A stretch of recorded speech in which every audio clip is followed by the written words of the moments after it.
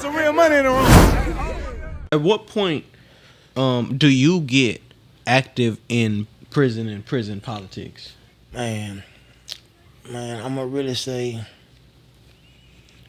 around 2004. See, what happened was I had really, when I saw, really on the cool, when I saw old boy get ran off, the one I came with, Right. I'm saying to see it, the old boy, he was on medium custody, the one who left in 2 weeks.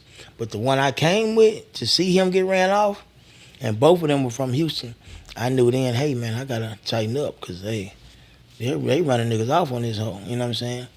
And so what I did was, what I did was rewrote the Constitution. And I just got, see, I'm a bounty hunter, so I got the bounty hunters.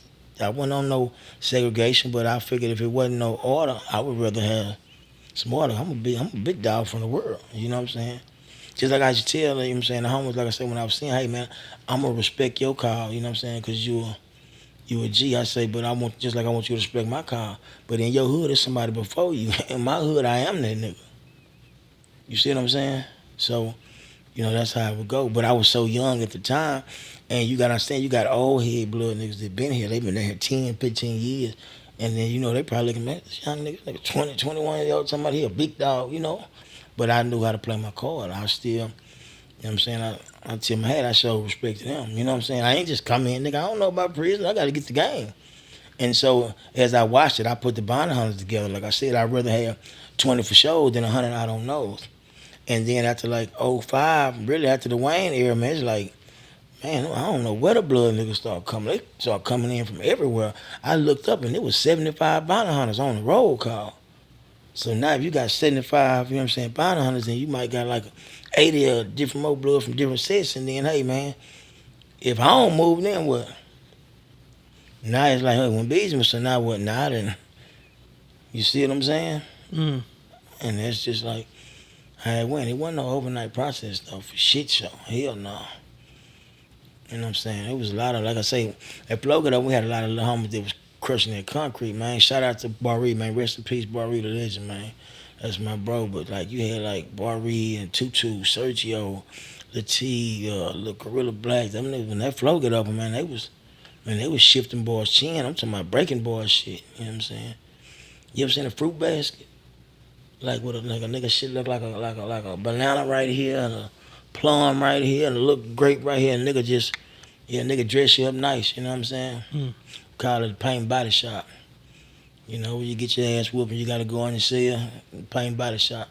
We was just talking about the other day, shout out Mexican J, man. That's my boy, man, for shit show.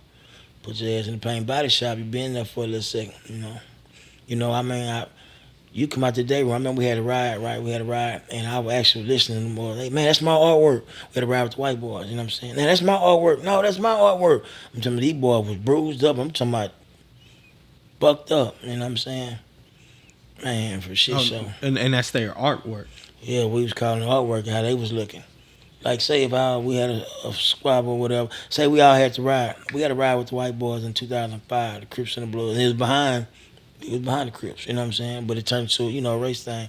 So we ended up mowing the white boys down. But they came out to fight. It was like 30 of them. Man, when I said we crushed them. And they was raggedy. You know what I'm saying? But nobody went to jail. 2 white boys went to jail. They thought they were fighting. You know what I'm saying? The Mexicans, man, I had never been in no shit like that. You know what I'm saying? Where we was fighting from like 5 Seal all the way back. Man, people on H Block said, man, we heard y'all fighting all the way. All you could hear was, you know, just the ground. You know what I'm saying? And I'll never forget, the Mexicans was blocking us in the back. Man, and Big Papa was telling, hey, come on, it's time to go in their room, man. We mowed people down. So when they was coming in, you know, motherfuckers was bloody, eyes shut, nose broke, twisted. You know what I'm saying? Boy, like, that's my artwork. I did that. That's your artwork. I'm saying, I painted his face. See what I'm saying? So the Crips and the Bloods work together. Well, you know, I ain't gonna lie, on Ferguson, it's like this. It's when something happens, it's gonna be race. You know what I'm saying? It's Mexican and black. If the Crips do something over there and the Mexicans get into it with the Crips, when the riot jump, they're not gonna say, oh, they Crips, we can't hit. You know what I'm saying? Oh, those the Bloods, don't hit them. They don't know that. All they see is black. And vice versa. You know what I'm saying? I'm not gonna say, oh, well, They just tongue blast. Oh, they Mexican mafia. They not gonna do it. I don't know who wants to go. It's, you know what I'm saying? So it always turns race every time on Ferguson. Always turns race. Very interesting. Always. Very interesting. I see. I understood the segregation. I guess I like, you know what I'm saying, from the perspective of segregation, but I never understood why. And that makes sense because at the end of the day, right. That's why black. You know what? It's just like that. Like I was saying, that's why Mexican or Hispanic. You know what I'm that's saying? why black got to ride with the blacks, Mexicans ride with Mexicans. You know what I'm saying? And white boys they pick from because of we had situations. That's why I had to tell people before they had a black punk was riding with the Mexicans. You know what I'm saying? And we don't be no cussing. And I told them they can't go like that. You know what I'm saying? But it can't because it's like this. Say he riding with y'all, and he riding with y'all. We come in the day room, man. Y'all beating his ass because he did something out of line. But then if you see some blacks that don't know that he riding, y'all whooping him, guess what? They gonna jump in. And then guess what? We done had a whole ride behind what? A punk.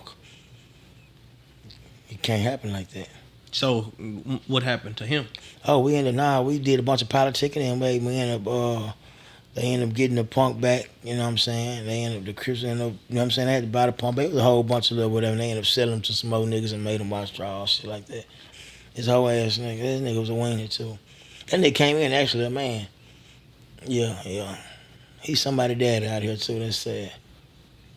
For shit show. But anyway, that's a whole nother story. Nah, for shit show. Hey, real tone, there's some real money in the room.